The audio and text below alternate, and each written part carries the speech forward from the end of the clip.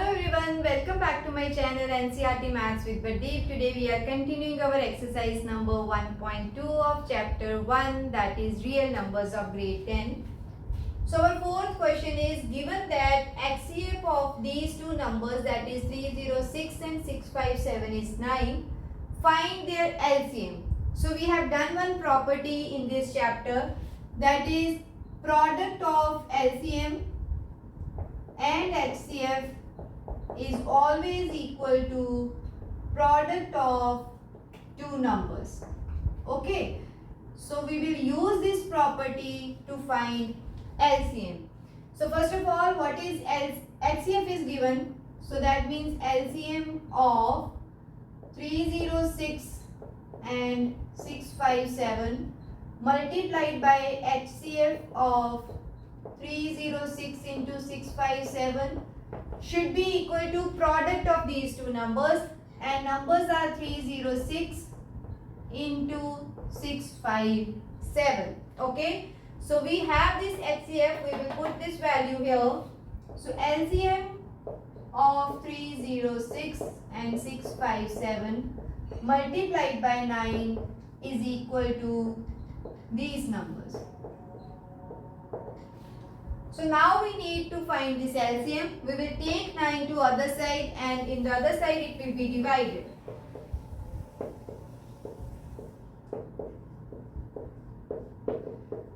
So 306 into 657 divided by 9. So 9 ones are 9, 9 threes are 27, 36. So 9 fours are 36.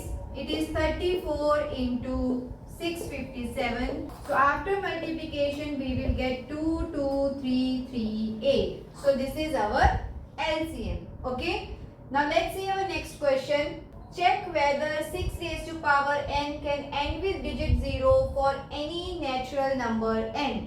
So this type of question I have already covered in the introduction video, in which we have covered the topic fundamental theorem of arithmetic.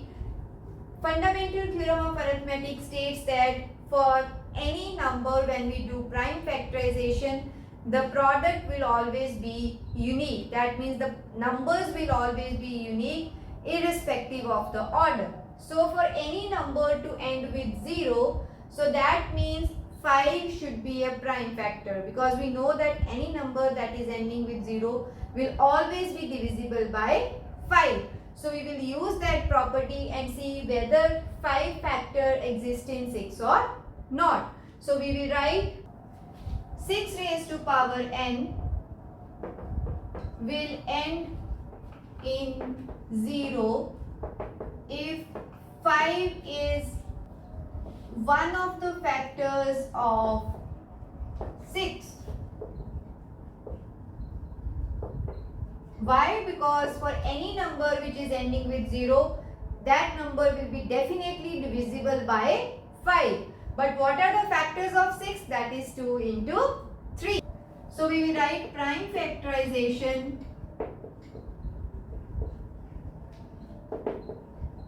or so we will write prime factorization of 6 is equal to 2 into 3.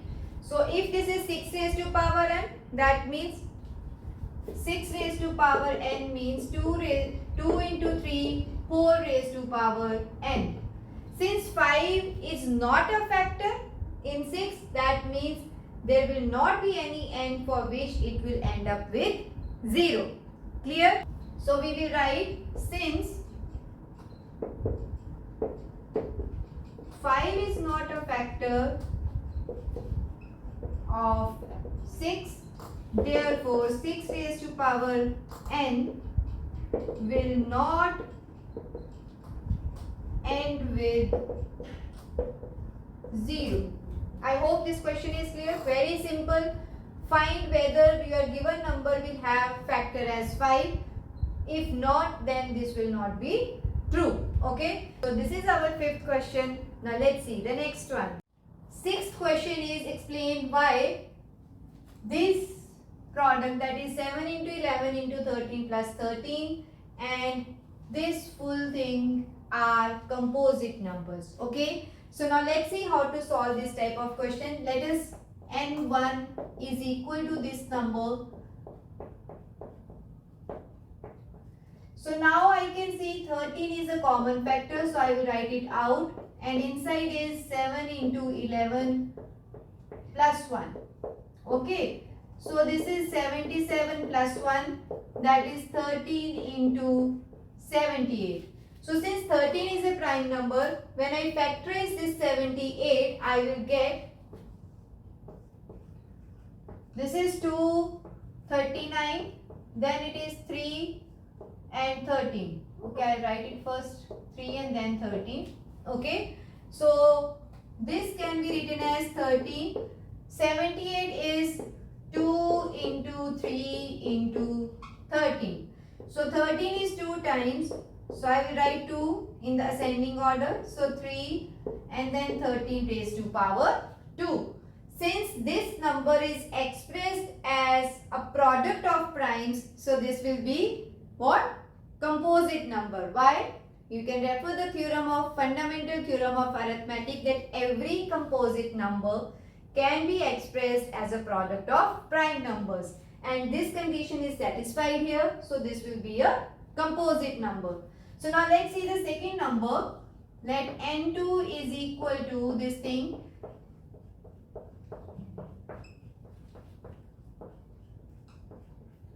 plus 5. So again you can see 5 is a common factor. So inside 7 into 6 into 4 into 3 into 2 into 1 plus 1. Okay. So this is how much? 3 2s are 6, 6 4s are 24, 24 into 42. Okay. So when you multiply, you will get 1008 plus 1. Okay. So this is 5 into 1009, and both numbers are prime numbers. So since again N2 is expressed as a product of prime numbers, so this is also a composite number. Clear? So we will say both N1 and N2 are expressed as a product of primes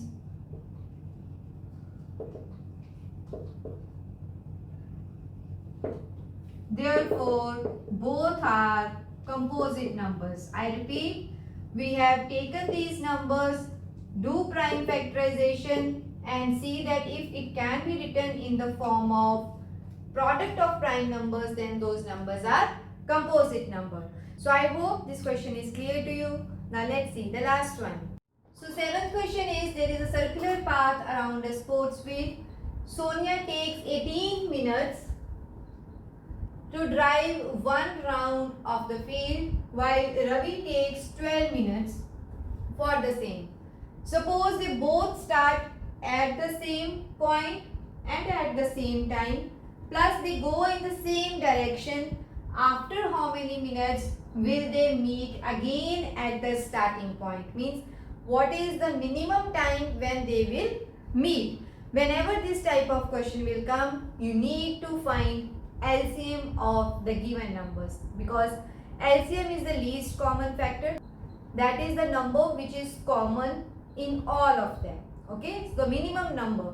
Okay, so we will find the LCM of these two numbers, and that is the answer of the time when they will meet. So we will say the minimum time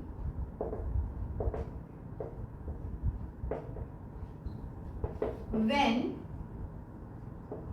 Sonia and Ravi will meet at starting point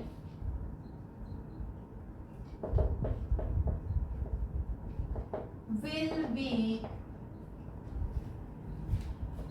LCM of, what is the time for both? 18 and 12.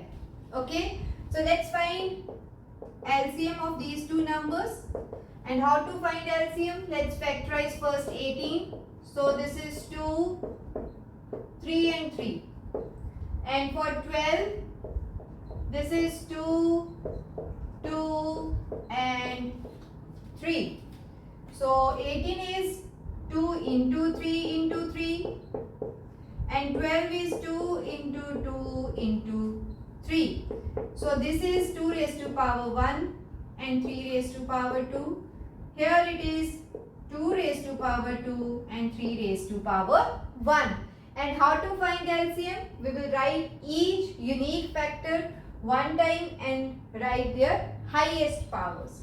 So LCM is, two factors are 2 and 3 only. There is no other factor. Highest power of 2 is 2.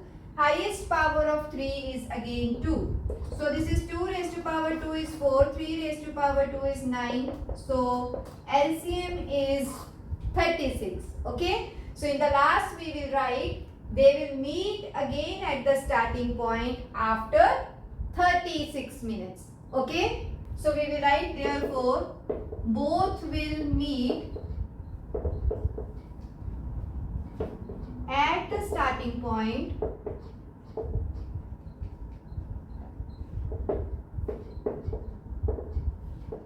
after 36 minutes.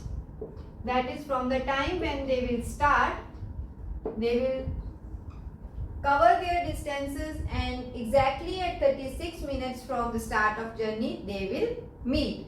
So I hope this type of question is clear. Always remember, whenever this is like minimum value you should find, you should always find LCM. Okay. So with this question our exercise 1.2 is over. I hope all the questions are clear to you. If you like my teaching, please subscribe to my channel. This is all about this video. See you in my next video with the next exercise of this chapter. Thank you.